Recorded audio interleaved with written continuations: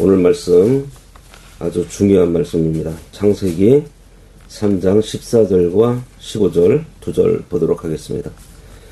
여호와 하나님이 뱀에게 이르시되 네가 이렇게 하였으니 내가 모든 가축과 들의 모든 짐승보다 더욱 저주를 받아 배로 다니고 살아있는 동안 흙을 먹을지니라. 내가 너로 여자와 원수가 되게 하고 내 후손도 여자의 후손과 원수가 되게 하리니 여자의 후손은 내 머리를 상하게 할 것이요 너는 그의 발꿈치를 상하게 할 것이라 하시고. 오늘 말씀의 제목은 진노 중에 베푸신 최초의 복음입니다. 오늘 말씀은 인간이 범죄로 낙원의 평화가 깨지고 온 세상에 어두운 그늘이 드리워진 가장 비극적인 순간을 배경으로 하고 있습니다. 아담과 하와는 죄를 짓고 하나님을 피해서 숨었고 서로에게 책임을 전가하면서 비겁하게 핑계를 대고 있었습니다. 공의로우신 하나님의 무서운 심판과 영원한 파멸만이 남아있는 절망의 순간이었어요. 그러나 하나님은 이 절망과 진노의 한복판에서 인류 역사상 가장 놀랍고 위대한 최초의 복음을 선포하십니다. 하나님은 인간을 포기하지 않으시고 마귀의 권세를 깨뜨릴 구원자를 보내주시겠다는 소망의 약속을 먼저 아담과 하와에게 건네주셨어요. 오늘 말씀은 바로 그 구원의 약속이 선포되는 과정에서 가장 먼저 인간을 타락으로 몰아넣은 악의 근본, 곧 뱀에게 무서운 저주와 심판의 판결을 내리시는 장면으로 시작하고 있습니다. 우리는 여기서 하나님께서 범죄한 인간을 다루시는 모습, 그리고 간교한 뱀을 다루시는 모습이 완전히 다르다는 사실을 주목해야 합니다. 하나님께서는 범죄한 아담에게 네가 먹었느냐 하고 물으셨어요. 하와에게도 네가 어찌하여 이렇게 하였느냐 하고 물으셨습니다. 비록 그들이 구차한 변명으로 일관했을지라도 질문을 그들에게 던지셨다는 것 자체가 스스로 죄를 깨닫고 돌이킬 수 있는 기회를 하나님께서 주신 자비의 징표인 겁니다. 그러나 뱀에게는 단 한마디의 질문도 던지지 않으세요. 네가 왜 그랬느냐 묻지 않으시고 바로 판결을 내리십니다. 왜죠? 뱀은 미혹을 받아 넘어진 자가 아니라 처음부터 하나님의 법을 대적하고 인간을 멸망시키기 위해서 능동적으로 움직인 악의 주체이기 때문입니다. 악의 근본에 대해서는 하나님의 타협 없는 진노와 즉각적인 심판만이 있는 것을 오늘 말씀에서 우리가 알 수 있습니다. 14절 여호와 하나님이 뱀에게 이르시되 네가 이렇게 하였으니 내가 모든 가축과 들의 모든 짐승보다 더욱 저주를 받아 배로 다니고 살아있는 동안 흙을 먹을지니라. 하나님은 먼저 뱀에게 가장 수치스러운 상태로 떨어질 것을 명령하십니다. 뱀이 본래 처음부터 기어 다녔는지 이렇게 걸어 다녔는지 그것은 성경에 중요하게 다루지 않아요. 여기서 핵심은 영적인 의미입니다. 사탄 마귀가 하나님의 자녀를 넘어뜨려 대단한 승리를 거둔 것 같고 스스로를 지혜롭게 높은 존재로 여기고 있을지라도 하나님의 심판대 앞에서는 결국 낮고 천한 바닥을 배로 기어 다니면서 평생 수치와 굴욕을 당하면서 흙을 먹어야 하는 비참한 존재가 되었다는 사실이에요. 이처럼 마귀의 세력은 한순간 눈앞에서 강해 보이고 화려해 보일 수 있습니다. 세상의 거짓과 유혹은 마치 우리에게 아주 대단한 축복과 행복, 자유를 줄 것처럼 속여요. 뱀이 하와에게 접근해서 뭐라 그래요? 너 결코 죽지 않아. 너희 눈이 밝아져서 하나님처럼 될 거야. 이렇게 속삭였을 때 그 말은 얼마나 지혜롭고 권세 있어 보였습니까? 그러나 거기에 속으면 안 돼요. 하나님의 말씀을 어기게 만드는 마귀의 끝은요, 영원한 저주와 비참함 뿐입니다. 하나님은 당신의 백성을 대적하고 무너뜨리는 세력을 결코 방관하지 않으세요. 반드시 철저하게 낮추시고 영원한 패배의 자리로 던져버리십니다. 15절 먼저 상반절에 하나님께서 이런 말씀을 선포하십니다. 내가 너로 여자와 원수가 되게 하고 내 후손도 여자의 후손과 원수가 되게 하리니. 마귀는 아담과 하와에게 다가와서 하나님의 말씀을 의심하게 만들고, 그래서 결국 선악과를 먹게 하면서 마치 자신이 인간에게 더 나은 행복을 가져다 줄 해방자인 것처럼 위장했습니다. 하와는 뱀의 말을 들으면 정말로 하나님처럼 되어서 대단한 영광을 누릴 줄 알았어요. 그러나 죄를 짓고 난 결과가 뭐예요? 달콤한 행복이 찾아왔습니까? 아니에요. 하나님과도 뱀과도 원수가 되어버렸습니다. 아담과 하와에게 더 나은 행복을 줄 것처럼 가모니설로 유혹했던 뱀은요, 이제 인간에게 가장 치명적인 원수가 된 거예요. 죄의 낙은 잠깐이고 그 결과는 영원한 고통과 분열일 뿐입니다. 마귀와 손을 잡고 하나님의 명령을 거역한 대가는 하나님과 원수가 된 것이고, 이웃과도 원수가 된 것이고, 마귀와도 원수가 된 것이에요. 인간뿐만 아니에요. 로마서 8장 22절 말씀처럼 피조물 전체가 인간의 죄로 인해서 함께 저주 아래 놓여서 탄식하며 지금까지 함께 고통을 겪게 된 것입니다. 만물이 탄식하는 비극이 이 죄 한 가지 때문에 시작되었다는 거예요. 오늘날 우리도 마찬가지입니다.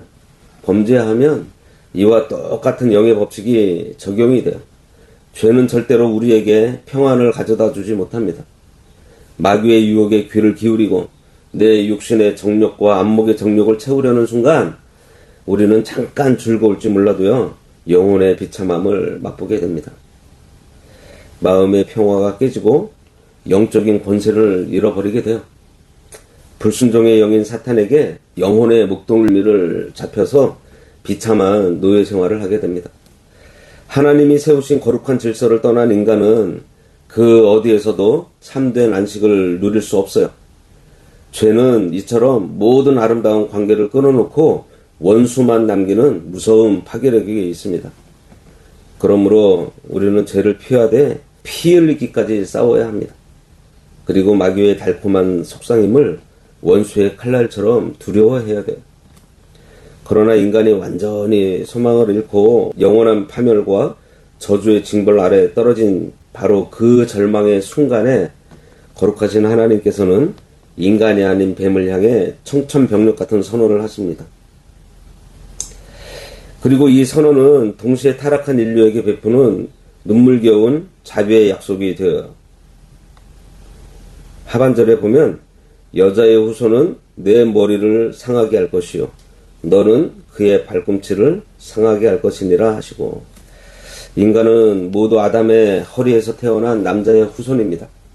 아담의 원죄를 그대로 물려받아서 태어나면서부터 죄인이고 스스로의 힘으로는 마귀의 권세를 이길 수도 없고 죄의 문제를 해결할 수도 없는 비참하고 어리석은 아주 연약한 존재들이에요. 그런데 하나님은 아담의 후손이 아니라 여자의 후손을 보내겠다고 말씀하십니다. 이 여자의 후손은 장차 동정녀 마리아의 몸을 통해서 이 땅에 인간의 몸을 입고 오실 메시아, 곧 독생자 예수 그리스도를 가리킵니다. 인간이 죄를 지어 마귀의 종이 되었으므로 공의의 법대로라면 하나님은 인간을 그대로 심판해서 지옥 형벌에 처하셔도 아무런 할 말이 없어요. 그러나 하나님은 그 진노 중에서도 죽음 마땅한 죄인들을 향해서 지금 긍휼을 베풀어주고 계십니다. 마귀의 머리를 깨부시고 인간을 구원해낼 구원자를 보내시겠다는 선언을 하신 거예요. 신학자들은 이 창세기 3장 15절을 가리켜서 성경에서 나오는 최초의 복음, 원시 복음 이렇게 말하고 있습니다. 인간이 하나님께 회개하기도 전에 아담과 하와가 서로에게 책임을 전가하면서 비겁하게 처신하고 있을 바로 그 순간에 하나님은 이미 마음속에 독생자를 십자가에 내어주실 구원 계획을 세우시고 이를 선포하신 것입니다. 이 얼마나 가슴 벅차고 감사한 일이에요. 인간의 공로나 자격은 여기에 눈꼽만큼도 들어가 있지 않습니다. 100% 하나님의 일방적인 자비이고요, 주권적인 사랑이에요. 이 복음이 있었기에 소망 없던 인류에게 다시금 생명의 소광이 비추기 시작한 것입니다. 하나님은 여자의 후손과 뱀의 영적 전쟁이 어떻게 전개될 것인지를 구체적으로 밝히세요. 너는 그의 발꿈치를 상하게 할 것이니라. 이것은 장차 올 사탄 마귀의 세력이 여자의 후손인 예수 그리스도를 대적해서 예수님을 십자가에 못 박아 죽게 만들 것을 뜻해요. 마귀는 예수님을 십자가에 매달려 죽였을 때 자신들이 완전히 승리한 줄로 착각했을 것입니다. 하나님의 구원 계획을 완전히 좌절시켰다고 아마 춤추고 난리도 아니었을 거예요. 그러나 십자가는 마귀의 승리가 아니라 마귀의 영원한 패배가 되었습니다. 성경은 마귀가 예수님의 발꿈치를 상하게 했다고 기록하고 있어요. 발꿈치가 상하는 것은 아프고 고통스러운 일이지만 생명에는 지장이 없는 상처예요. 예수님은 비록 우리 죄를 짊어지시고 십자가에서 모진 고통을 당하며 죽으셨지만 사흘 만에 사망 권세를 깨뜨리고 당당하게 부활하셨습니다. 마귀가 입힌 상처는 예수님의 부활 앞에서 겨우 발꿈치를 상하게 하는 아주 작은 상처에 불과해요. 반대로 여자의 후손은 네 머리를 상하게 할 것이니라. 예수 그리스도께서는요, 그 처절한 십자가의 죽음과 영광스러운 부활을 통해서 마귀의 가장 치명적인 무기인 죄와 사망의 권세를 송두리째 깨어 부으신 거예요. 머리가 상한다는 것은요, 치명상입니다. 다시는 회복될 수 없는 영원한 파멸을 의미해요. 주님은 죄 없으신 몸으로 친히 피 흘려 죽으심으로 마귀의 모든 합법적인 정죄 권세를 무력화하셨고 마귀의 대가리를 완전히 박살내버리신 것입니다. 하나님께서는 범죄한 인류를 외면하여 버리지 않으셨습니다. 부끄러워서 숨어있는 동산으로 친히 찾아오셨어요. 그리고 그들의 이름을 불러주셨습니다. 아담아. 마침내 구원자 그리스도를 보내주셔서 마귀의 압제를 깨뜨리고 우리를 건져주실 것을 약속해 주셨습니다. 이것이 바로 우리가 믿는 복음이에요. 우리가 아직 죄인 되었을 때에 우리를 위해서 독생자를 아끼지 아니하신 하나님의 무한한 사랑. 그러므로 우리는 날마다 나를 구원하신 예수 그리스도의 십자가를 바라봐야 합니다. 이미 머리가 깨어져 무기력해진 마귀의 거짓 속삭임에 더 이상 놀아나지 말고 오직 승리하신 여자의 후손 예수 그리스도만을 굳게 붙들고 믿음의 이 좁은 길을 묵묵하게 걸어가는 복된 성도들이 되어야 하겠습니다. 기도하겠습니다. 은혜와 자비가 풍성하신 하나님 아버지, 마귀의 속삭임에 빠져 범죄하고 만물을 탄식하게 만든 영원히 죽을 죄인들을 그래도 버리지 않으시고 진노 중에서도 복음을 선포해 주시니 아버지의 그 은혜와 사랑에 감사와 찬송을 드립니다. 여자의 후손으로 오셔서 십자가의 모진 고난을 받으심으로 사탄 마귀의 머리를 완전히 부숴버리시고 우리에게 영원한 생명의 길을 열어주신 우리 주 예수 그리스도만을 온전히 바라보게 하시고 이미 패배한 마귀의 유혹과 세상의 헛된 욕망에 더 이상 종노릇하지 않게 하시며 날마다 십자가 대속의 은혜에 감사하며 주님의 말씀에만 절대 순종하는 거룩한 주님의 참된 백성이 되게 하여 주시옵소서. 예수님의 이름으로 기도드리옵나이다. 아멘.